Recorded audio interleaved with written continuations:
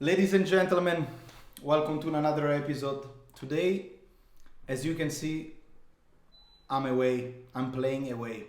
I'm not playing in my own home. I'm playing in a Napoli home. And we have a special guest today. Thank you for having me. Napoli Talk, ladies and gentlemen.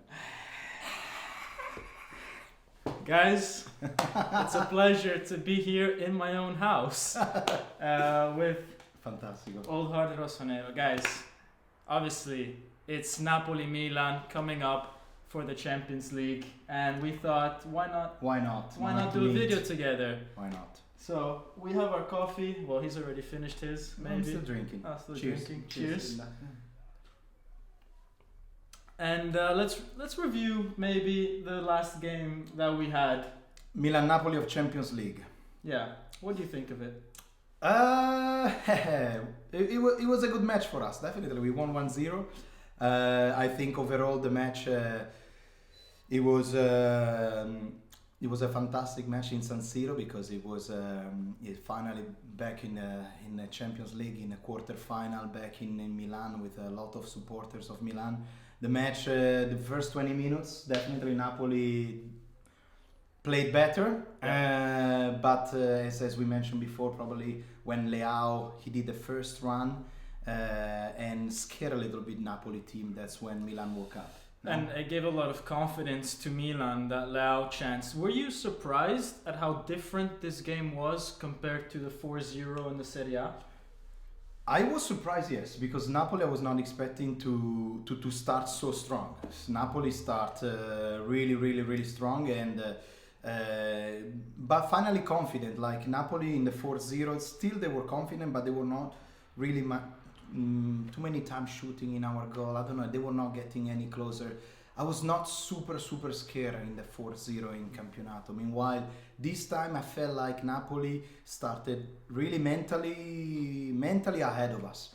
And if it was not for Magic Mike Magnan, I don't know, man. I'll tell you. All right, then the big question is, if we switch goalkeepers, if you had Meret and Napoli had Magnan, what would be the score of Milan-Napoli?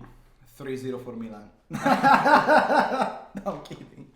No, but Mike definitely saved on Zielinski on the first half. Yeah. That was a big save. Second big save was on the last minute with Di Lorenzo. Man. I still have nightmares about the Magnan save. I don't know how he did it. And he also did an amazing save for France in the international break. Mm-hmm. So, I mean, I don't know if you saw it. I think it was... Ireland, I think was in last... Ireland or Scotland, one of those teams. Yeah. Incredible form from Magnan. And then obviously we go to the Bologna game, and within 1 minute, Bologna score.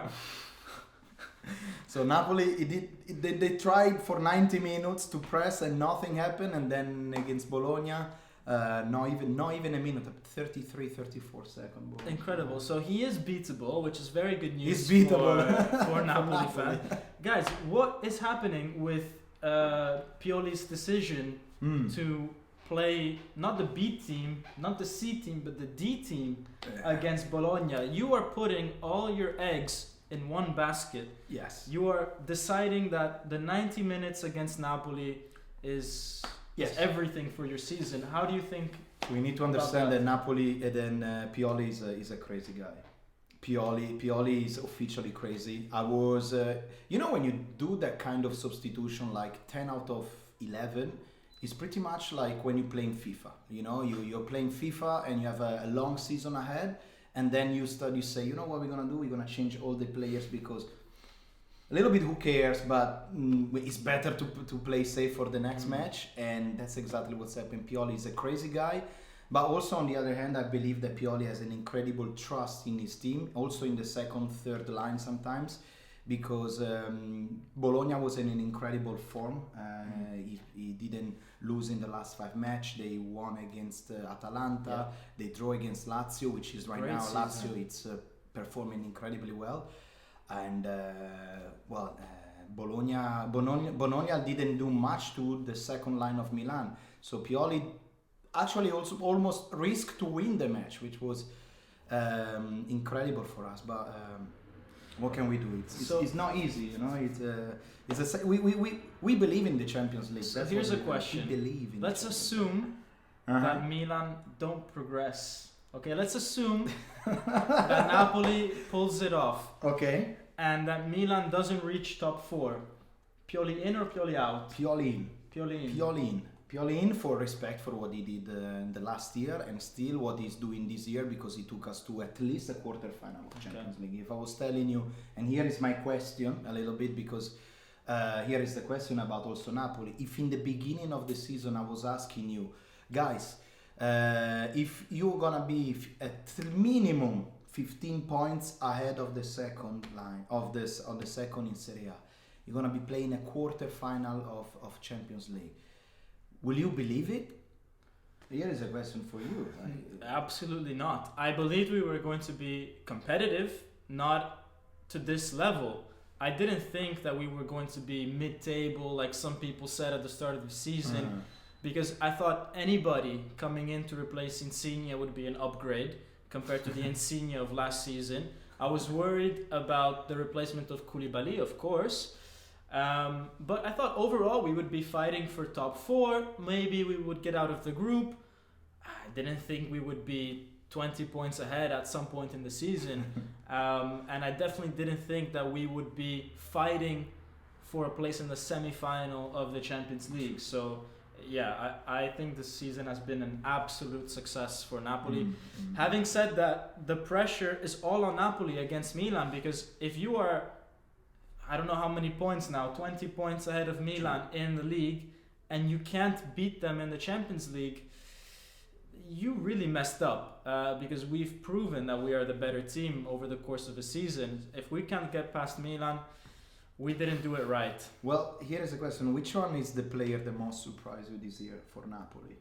For me, Kim. The defender. Yeah, the defender. Actually, Korean guy. I think he's had a better season than Koulibaly has ever had. Wow, big call. Yeah, big call. Because Koulibaly has always had in him a bit of a mistake, a bit of a... Kim, it's 30 games now. Perfect. And yes, you could say Kvara and Osimhen has had great seasons, but I wasn't so surprised. I looked at Kvaratskhelia videos before he came to Napoli and I thought, wow, this guy's going to be good. So if you're telling me who's the biggest surprise, I'm going to say Kim. Because I believed in Kvaratskhelia before he started playing for Napoli. Wow. And do you have anybody that you were a little bit disappointed from this year, from that you were expecting a little bit more, or you still waiting for him? I can tell you, for a Milan fan, we were all waiting for, we had this CDK, everyone was talking about CDK, 35 million here, 35 million there, the next Kevin De Bruyne. Even yesterday, literally a ghost in Origi as well. But yeah, I thought Origi was going to do better for you guys. He's a proven big game winner. Maybe on Tuesday. We will see. He's had great goals in the Champions League. I thought he would give Milan something more than he gave. On my side, I would say I'm a little disappointed in Elmas, to be honest. He played number 9 against Milan. It's already a couple of seasons now with Napoli. He's not yet found a place in the starting 11. He's always been our 12th man, but it's 3 seasons now that he's the 12th man. When is he going to get into the starting 11 and really, show his worth? He had a great chance against Milan, didn't touch the ball pretty much. So that was a good move from Spalletti. I mean, Spalletti played Elmas as a forward striker versus Milan. Maybe also I was thinking maybe to put more pressure on Milan, because Milan has a lot of difficulty to build the play from their defender. But okay. Well, how do you think they will do against Osimhen? Big question here. Big question. By the way, Osimhen came on the last 20 minutes against Verona.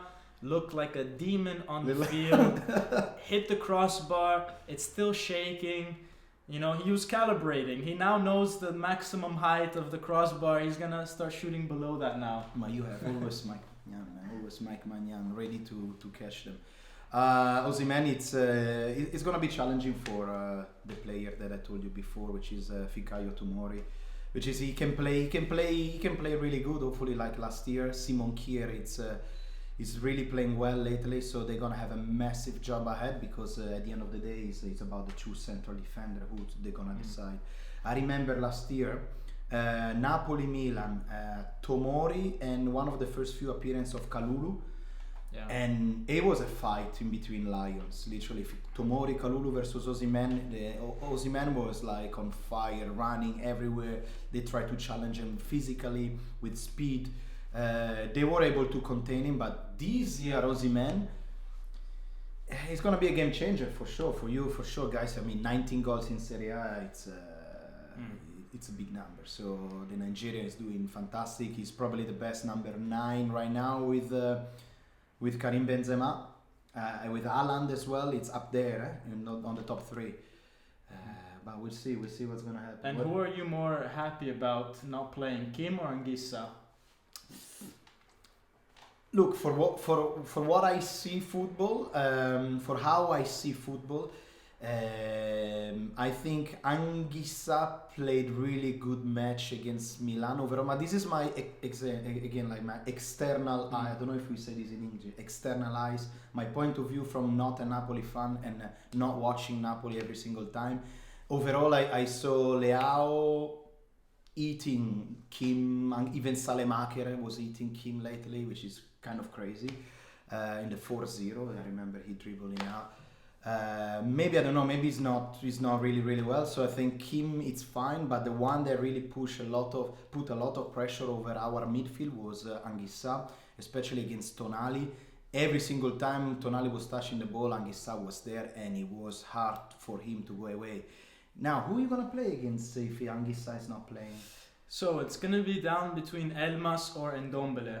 Ooh, okay. Which is going to be tough for Spalletti to pick. If he wants more quality, he's going to go with Elmas. If he wants more quantity, he's going to go with Ndombele. I think he's going to go with Elmas. We've seen more of Elmas in the past few years. It would be very risky for him to go with Ndombele. How's Ndombele's season? Is he doing what? He's not playing very much. He's been playing 10 minutes or so every other game, whereas Elmas has a bit more consistency, right. As I said, he's the 12th man in the Napoli 11. So it might be Elmas, and then for Kim, it's going to be Juan Jesus. He doesn't have the speed to track Leao, so that's going to be a key moment in the game. Can Leao beat Juan Jesus with speed? Yeah. Let's see. The referee, guys, by the way, is going to be the referee of the World Cup final, which means that UEFA has recognized that the referee that we had in the first game was completely useless.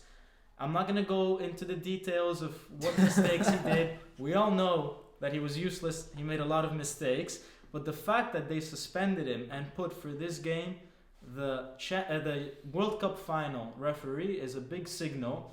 And maybe that's good for Milan because he won't be conditioned by the Maradona crowd. So good news for you guys. An experienced referee away from home. Yes, it's gonna be good. But what do you think with what's the problem with the ref in San Siro? Guys, there are some things that I know Milan fans will start saying, oh, but this penalty here, this penalty there, and Napoli fans will say, oh, but Anguissa wasn't a yellow card. Di Lorenzo coming to complain to the referee wasn't a yellow card. Kim wasn't. Guys, but the referee, I think where he really showed that he is bad at his job is when Leao kicked the corner flag and it wasn't a yellow card. For me, that there's no interpretation there. It's in the rules that this is a yellow card.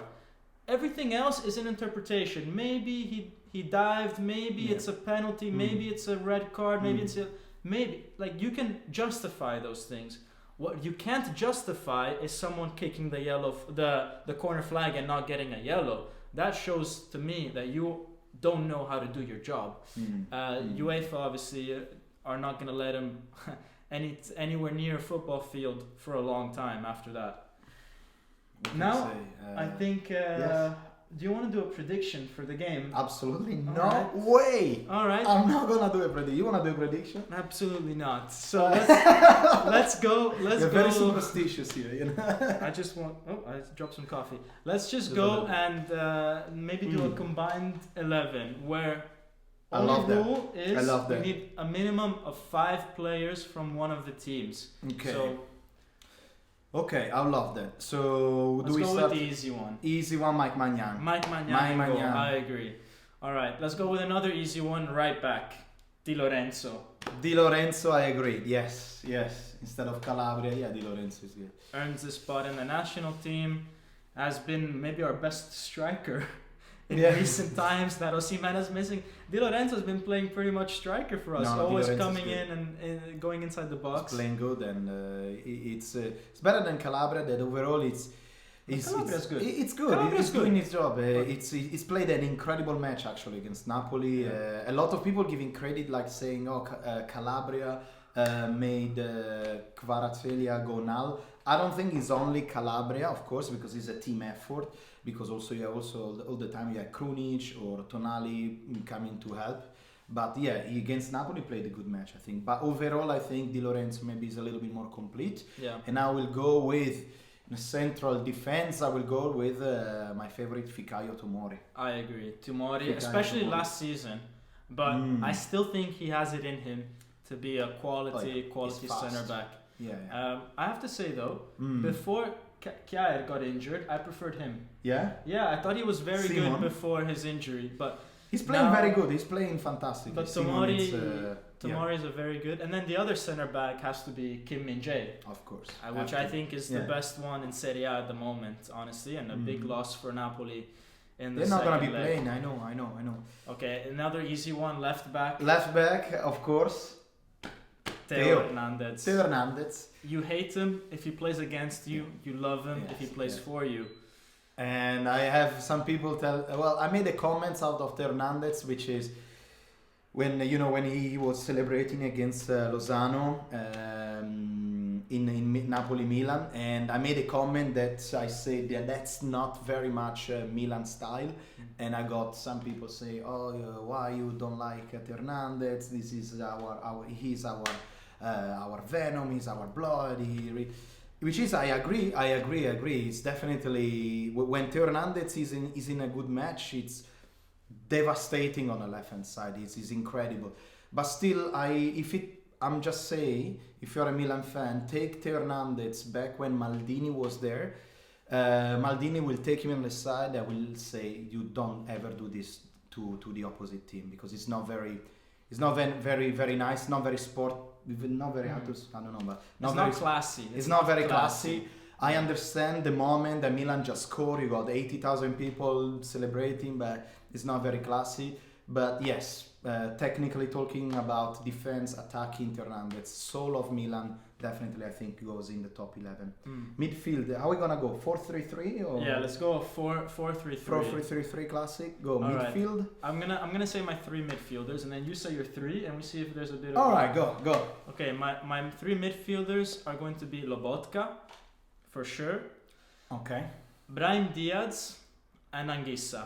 Ooh, okay. So basically, I'm taking the Napoli midfield, but replacing Zielinski with Brahim Diaz. Why do you take Brahim Diaz?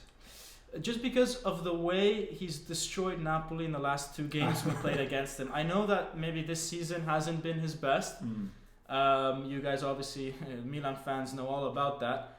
But my God, as a Napoli fan, one of our worst nightmares in the last This 2 little games. man. So I'm Brahim. gonna have to include him in the team. Yes, I was actually thinking to put Brahim Diaz as a right striker as a right wing on the attacker.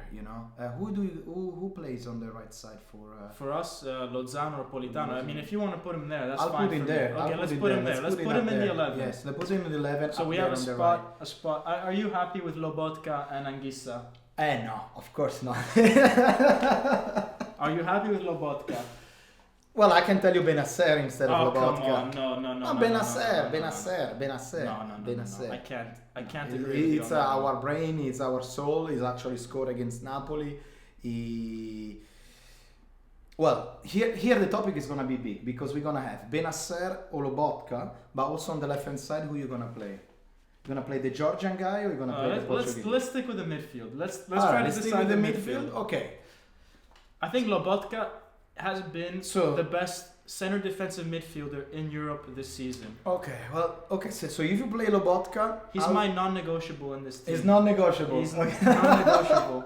He's non-negotiable. Well, Anguissa, I want to keep him because I think it's the replacement of Frank Kessie, so I think he really deserves it. But then, look, I'm going to play a good Italian player, Sandro Tonali.